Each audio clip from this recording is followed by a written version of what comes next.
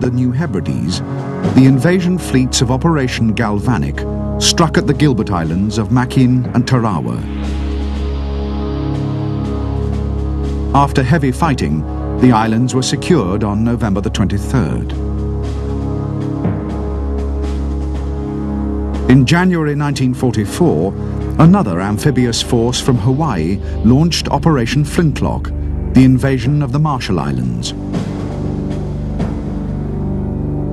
On Kwajalein and Eniwetok, the Japanese fought to the last, but by the 23rd of February, the islands had been captured. American carrier-launched aircraft also obliterated the massive Japanese air and naval base on Truk in the Carolines.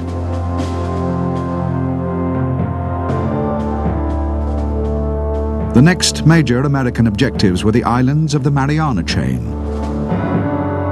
In particular, Saipan, Tinian, and Guam.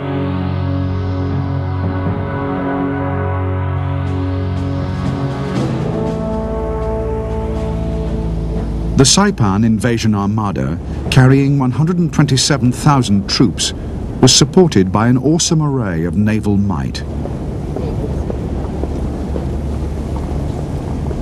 In company sailed a force of 13 escort carriers, 7 battleships, and 17 cruisers.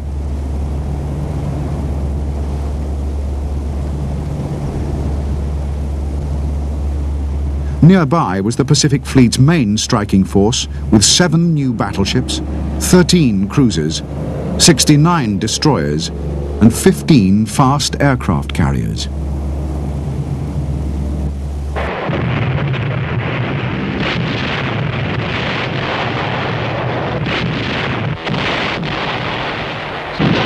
In spite of the shattering bombardment from the heavy guns of the American warships and the determination of the amphibious assault, the Marines quickly found themselves facing real difficulty in getting off the beaches. The Japanese commanded the heights and launched fierce counterattacks. There was also another, even more deadly threat from the sea. The Japanese had anticipated the Mariana landings, and a powerful fleet of carriers, battleships and cruisers began to implement Operation Argo, a massive counterstroke that would destroy the American carrier fleet. The result was the Battle of the Philippine Sea.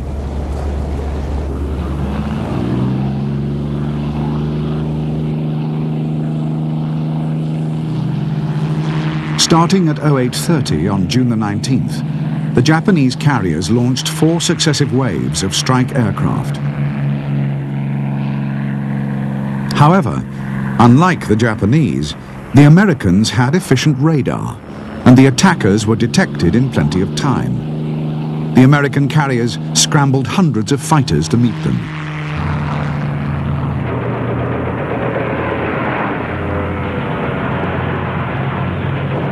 In a series of savage battles, 240 Japanese aircraft were shot down for the loss of only 29 American planes.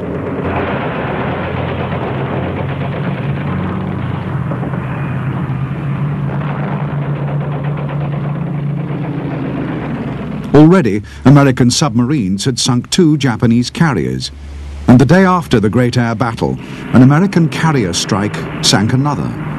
In all, Japanese aircraft losses came to 480 planes, along with most of their crews.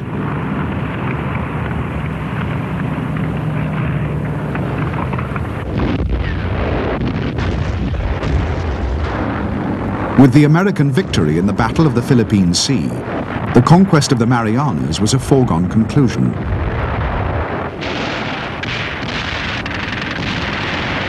There was still bitter fighting to come, but by August the 12th, Saipan and the neighboring islands of Tinian and Guam had been cleared, and the Marianas were in American hands.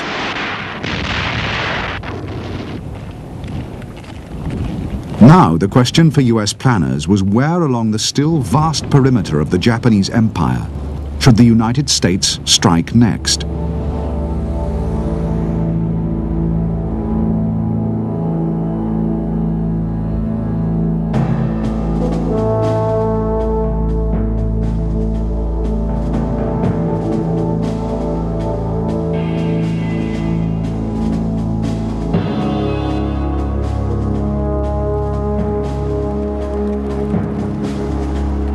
Although the American President Franklin D. Roosevelt took the closest interest in the conduct of the war, alone amongst the leaders of the great powers, he never thought of himself as a strategist.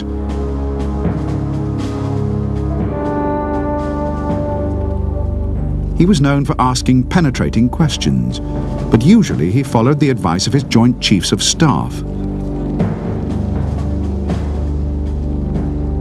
However, in 1942, he had insisted on reinforcements being sent to the battle for Guadalcanal, and now, in the summer of 1944, he was about to intervene once again.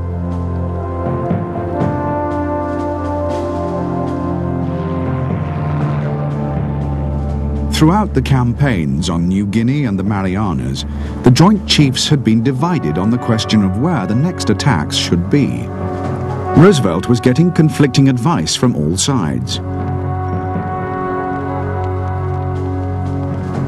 On July the 21st, the President took matters into his own hands. He traveled to Hawaii to meet with the two men who actually ran the war in the Pacific. Chester Nimitz, commanding Central Pacific operations, and Douglas MacArthur, commander in the Southwestern Pacific.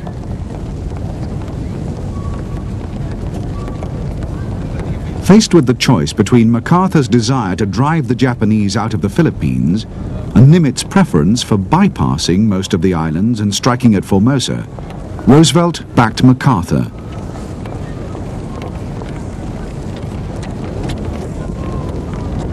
The general had used the kind of arguments with which Roosevelt instinctively sympathized. Above all, the political reasons for taking the islands, from which America had been driven at the start of the war. Although others would have to be convinced, the President's support for MacArthur's plan made it almost certain that America's next major campaign would be to expel the Japanese from the Philippines.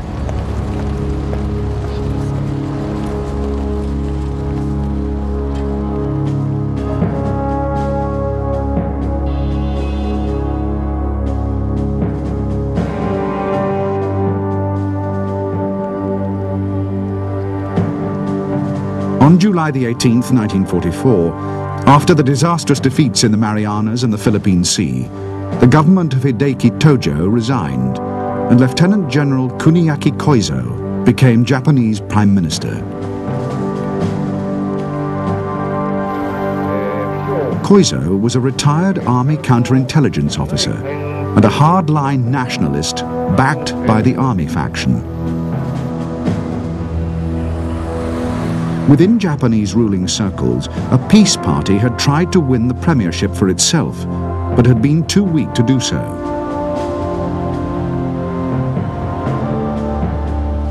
Although it did succeed in getting the appointment of Admiral Mitsumasa Yonai as Navy Minister and, in practice, Vice Premier. However, even with influential backers, Yonai could make little headway. The Japanese public had been told that the empire was winning the war, and the hardliners would not hesitate to arrest or assassinate anyone who openly advocated peace. Privately, Koizo doubted that Japan could hold out against the growing might of the United States. Nevertheless, he supported the military faction who demanded one last chance to improve Japan's bargaining position by winning a major victory. Under Koizo, creating an effective defense would be given the highest priority. But an important part of that defense would be to strike a major blow against the Americans, preferably a blow that destroyed an entire US invasion force.